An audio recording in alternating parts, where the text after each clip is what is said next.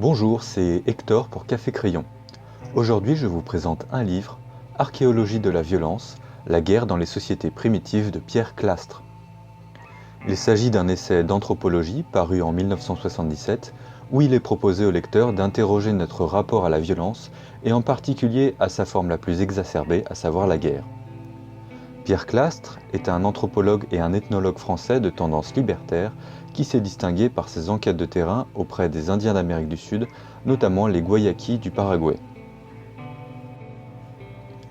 D'abord influencé par les travaux de Claude Lévi-Strauss, Pierre Clastres prend position contre le structuralisme en vogue dans les sciences humaines et s'oppose ouvertement à la vision de son mentor sur la guerre, décrit comme un échec de l'échange. Il meurt prématurément en 1977 dans un accident de la route, l'année de la parution de l'ouvrage que nous allons étudier. Je vous propose de découvrir en quoi l'essai Archéologie de la violence bouleverse encore aujourd'hui notre conception des conflits et permet de repenser à la fois les rapports sociaux entre les groupes, mais aussi, peut-être, fonder une géopolitique efficace et décomplexée pour se prémunir des impérialismes.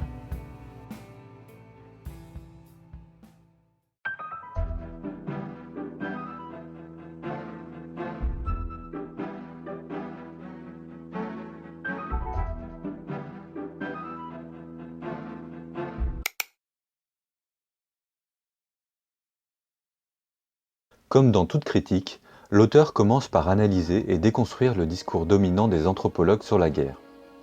Pierre Clastres constate une carence de l'étude de la violence comme objet propre dans l'ethnologie. La violence et sa forme la plus exacerbée, la guerre, est perçue comme l'état d'être préexistant des communautés humaines avant la formation des sociétés organisées et des États qui sont, selon l'idée communément admise, garantes de la paix. En témoigne l'étonnement des Occidentaux lors de la découverte de l'Amérique.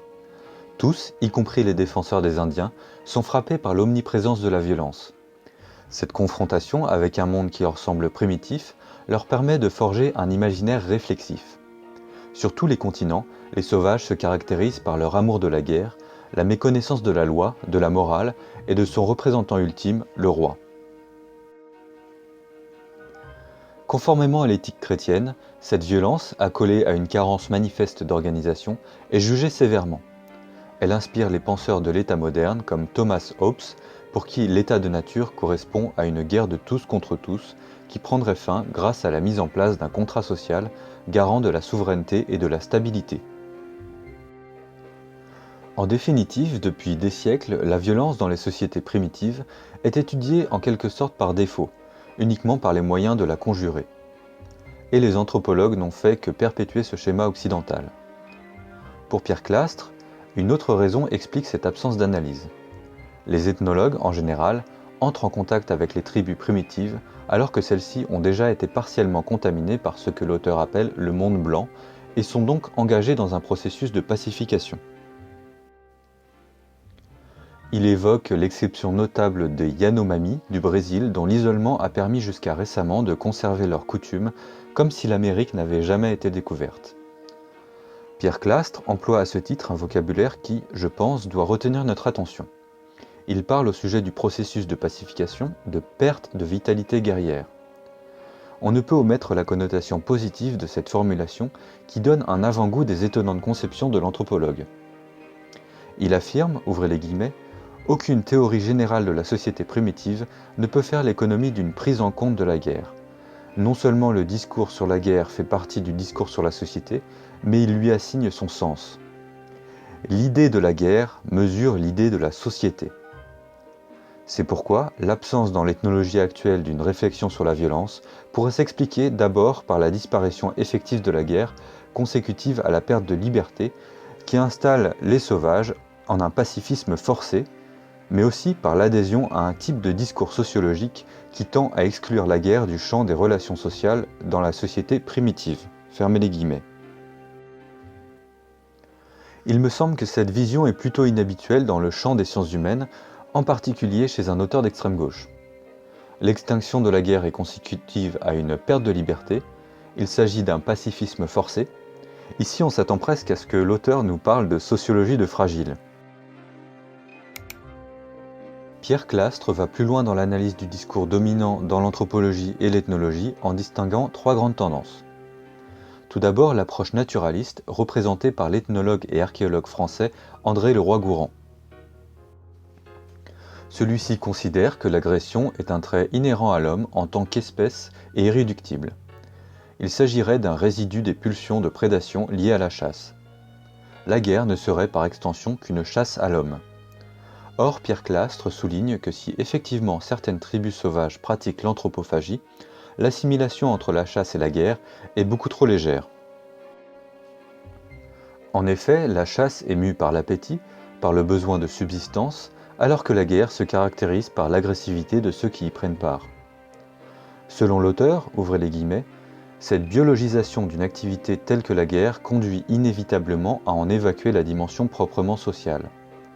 L'inquiétante conception de Leroi-Gourhan mène à une dissolution du sociologique dans le biologique, la société y devient un organisme social, et toute tentative d'articuler sur la société un discours non zoologique s'y révèle d'avance vaine. Fermez les guillemets. Pierre Clastre poursuit en introduisant des éléments de sa thèse. Ouvrez les guillemets. Il s'agira d'établir au contraire que la guerre primitive ne doit rien à la chasse, qu'elle s'enracine non pas dans la réalité de l'homme comme espèce, mais dans l'être social de la société primitive, qu'elle fait signe par son universalité, non vers la nature, mais vers la culture. Fermez les guillemets. Là encore, vision intéressante de la guerre vue par l'anthropologue, non pas comme une simple brutalité primordiale, mais comme un élément propre de la culture primitive. Seconde tendance que dénonce Pierre Clastre, l'approche économiste. Elle n'est pas le fait d'un auteur en particulier, mais d'une tendance apparue au XIXe siècle. L'auteur constate une inversion de la vision économique des sociétés primitives. On passe de l'image d'un bon sauvage heureux dans un environnement aux ressources pléthoriques à une vision dans laquelle la misère est constitutive de l'état primitif. L'économie primitive serait uniquement une économie de subsistance, de survie. La guerre, dans ce contexte, ne serait qu'un moyen pour combler les manques de matière nécessaires à la survie. Elle ne serait qu'un déploiement exacerbé de la concurrence entre les groupes. L'ensemble des chercheurs semble accréditer a priori cette thèse, à l'exception notable des Esquimaux du Groenland, dont les conditions de subsistance seraient tellement extrêmes que la coopération entre les groupes serait une option préférable à la concurrence. Cependant, Clastre souligne très justement que les aborigènes australiens, qui vivent dans le plus grand dénuement, se livrent pourtant à d'intenses activités guerrières. L'auteur réserve ici une critique particulièrement acerbe à l'approche économiste qui concorde comme par hasard avec la vision marxiste de l'histoire. En bon libertaire, l'essayiste brocarde avec une certaine jubilation le préjugé selon lequel les sociétés primitives seraient forcément arriérées sur le plan économique. Cette conception, qu'il présente comme une parodie de discours scientifique, justifierait ainsi un développement des forces productives sur le mode marxiste-léniniste ou maoïste. Pierre Clastre s'appuie sur les constatations de Jacques Lizaud et Marshall Salins qui démontrent par leurs recherches que non seulement l'activité économique primitive répond très exactement à tous les besoins de la communauté, mais que celle-ci se démarque par la faible intensité de cette activité. Cela nous permet d'ailleurs à nous, lecteurs, de nous questionner sur le mode de production de la société de consommation, qui tend, sur le papier, à l'abondance et au loisir, mais dans les faits produit chez les individus un sentiment de précarité et d'aliénation. Dernière tendance que l'auteur s'attache à déconstruire, l'approche échangiste. Il s'agit ici de s'attaquer directement au point de vue de Claude Lévi-Strauss sur la guerre dans les sociétés primitives. Pour Lévi-Strauss, contrairement à ce qu'on a pu voir pour les autres tendances, la guerre fait bel et bien partie du champ sociologique. Il est même indissociable de celui-ci, c'est ce qui, pour Pierre Clastre, pose problème. Le célèbre anthropologue ne traite la question de la violence que comme un corollaire du commerce. Elle est l'une des manifestations parmi d'autres des échanges entre les communautés et ne peut donc pas être étudiée de manière autonome. Claude Lévi-Strauss pense que, ouvrez les guillemets, les échanges commerciaux représentent des guerres potentielles pacifiquement résolues et les guerres sont l'issue de transactions malheureuses, fermez les guillemets. Cette vision holiste de la société primitive, qui se caractérise par une pensée en système, une interdépendance des phénomènes sociaux entre eux, est typique du mouvement structuraliste dont Lévi-Strauss est un digne représentant. L'auteur d'Archéologie de la violence reconnaît l'intérêt d'une telle grille de lecture pour l'analyse, mais il en démontre également les limites empiriques. En effet, l'économie primitive, observée par les ethnologues, décrit une organisation sociale où la division des tâches est réduite au minimum pour favoriser l'autarcie du groupe et donc l'indépendance politique. En d'autres mots, chez les sauvages, tout le monde sait tout faire et le commerce reste alors marginal, tandis que la guerre, elle, est omniprésente.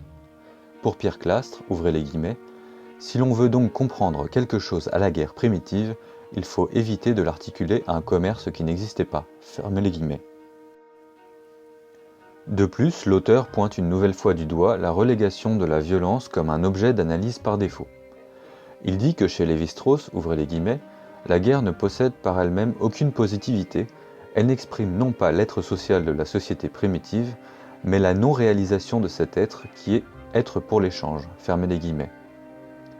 Clastres ne nie absolument pas l'importance de l'échange comme ciment sociétal chez les primitifs, mais il conteste l'idée selon laquelle la guerre serait quant à elle un dissolvant ou une antithèse de cette même société.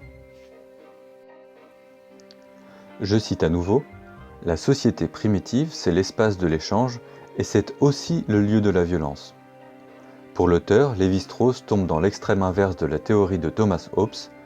Ce dernier considérait la société primitive comme une guerre de tous contre tous, sans échange. Lévi-Strauss pense l'échange sans la guerre. Pour Pierre Clastres, il s'agit de deux objets sociologiques coexistants et bien distincts. Mais alors, quelle est la thèse de l'auteur d'Archéologie de la violence? Où veut-il en venir? Eh bien, pour lui, la violence a, dans les sociétés primitives, une fonction hautement politique. Il constate que plus l'entité politique est morcelée, plus la guerre est présente. Plus encore, Pierre Clastres estime que le morcellement est le but de la guerre. Il dit, ouvrez les guillemets, « La société primitive veut la dispersion. Ce vouloir de la fragmentation appartient à l'être social primitif qui s'institue comme tel dans et par la réalisation de cette volonté sociologique. En d'autres termes, la guerre primitive est le moyen d'une fin politique. » Fermez les guillemets. La physionomie de la société primitive, c'est le groupe local, la communauté d'individus avec lesquels on vit sur un territoire déterminé, muni de ressources propres et où s'exercent les droits de la communauté. Chaque cellule est une unité indivisible qui tend, comme on l'a vu, à l'autarcie économique. Sur le territoire de la communauté est appliquée une loi, une coutume propre qui garantit la cohérence du groupe. On peut alors se demander pourquoi la guerre existe dans les sociétés primitives. On pourrait supposer que le morcellement et l'unité interne des groupes tendent à une forme d'inertie. Or, il n'en est rien. Le moindre prétexte, comme la violation de territoire ou l'agression supposée du chaman voisin, est le prétexte à une offensive. En fait, c'est précisément le rapport au territoire, à son unité interne, qui conditionne le rapport à l'autre. Ce qui en est extérieur est exclu.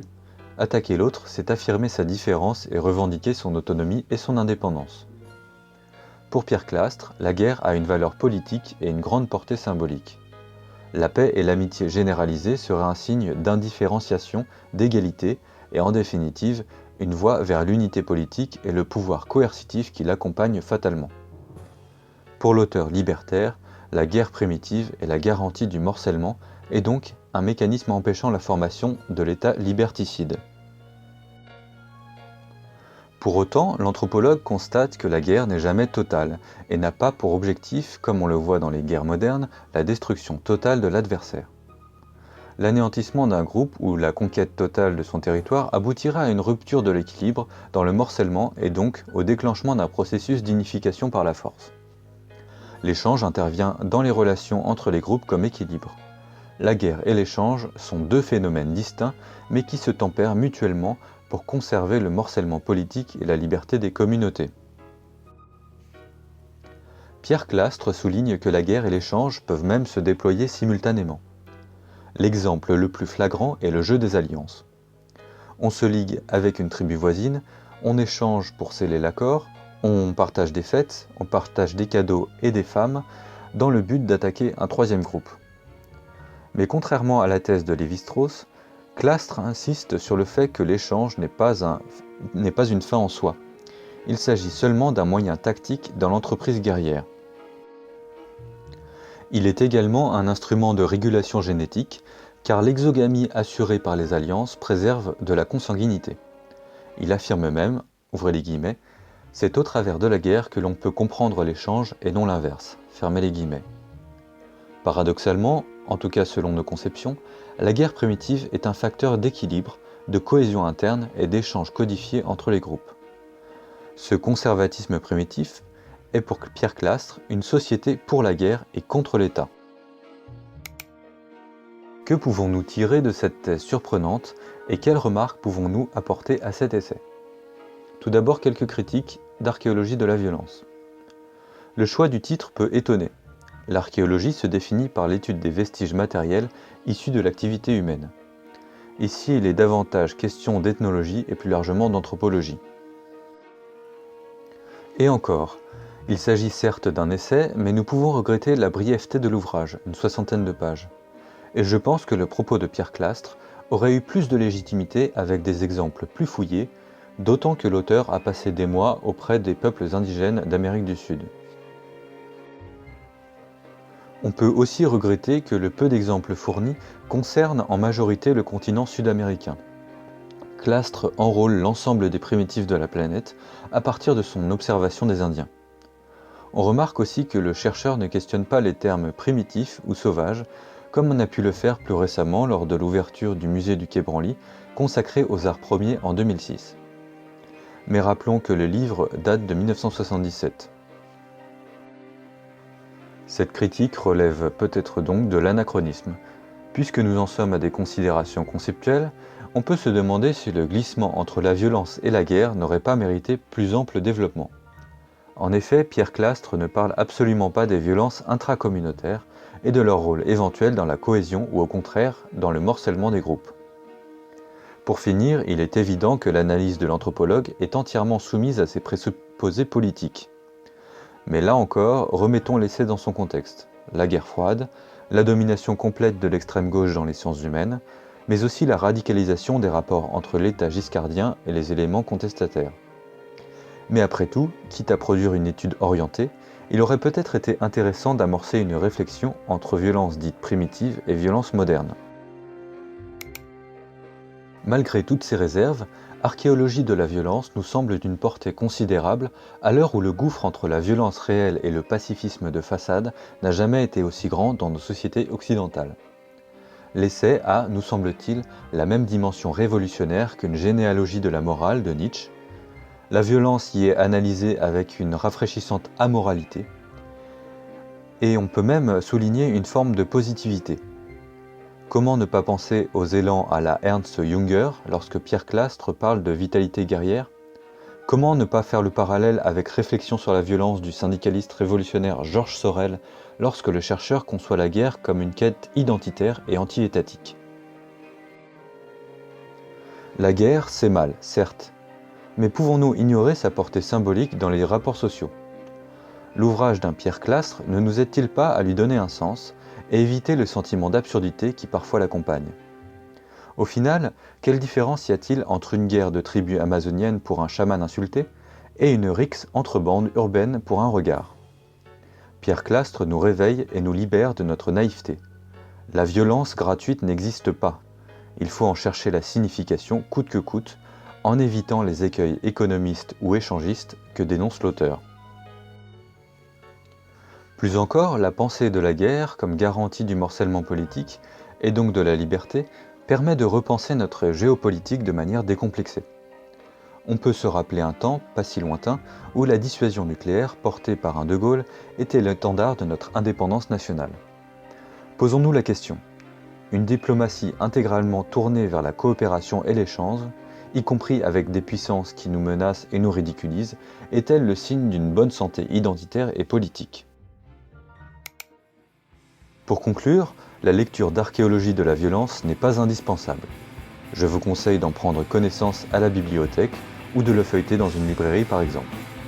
Mais il me semble essentiel de connaître son existence, d'en intégrer les principes et de se les approprier pour mieux s'adapter à l'ensauvagement dont même la classe politique française commence à reconnaître l'évidence.